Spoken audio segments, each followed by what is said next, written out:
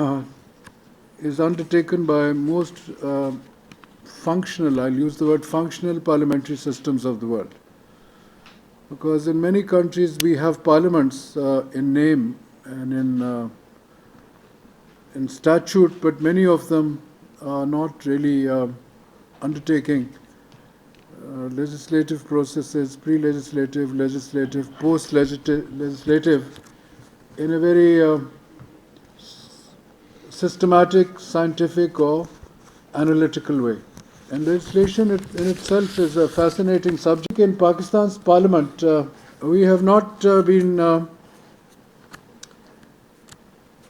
examining two elements in our legislative history so far. One, the pre-legislative, and one, the post-legislative. The pre-legislative, basically, the bills that we have moved, that most of the legislation which has been passed in Pakistan, I think we've got about 800 approximately laws in the books.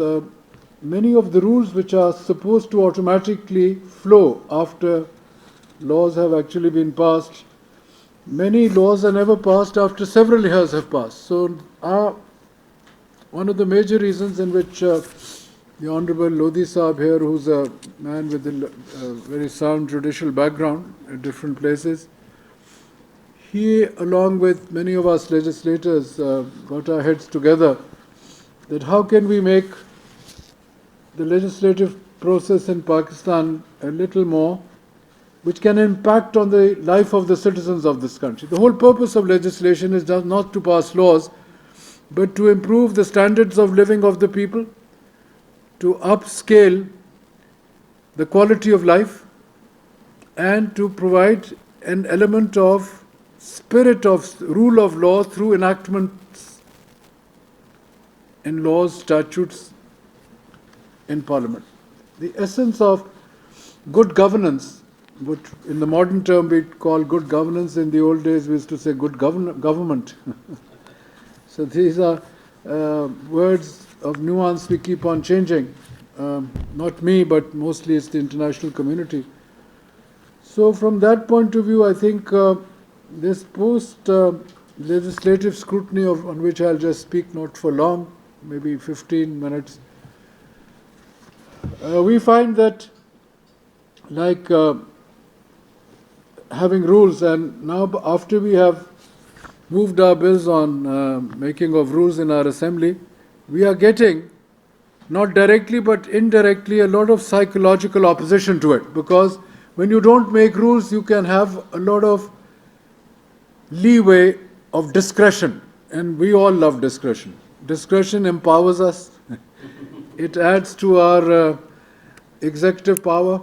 It adds to our ability to do things which normally under the law we should not be doing, because they are in that grey area. They're neither white nor black, but in between. So it's very difficult to check those not always very transparent ways of exercising executive power and authority. So when the rules are actually put on paper, which are in consonance with the legislation, then after say 3 years or so, I think it will enhance the legislature's primary authority of lawmaking if after 3 years they start examining the laws they had passed 3 years earlier. It will give them a new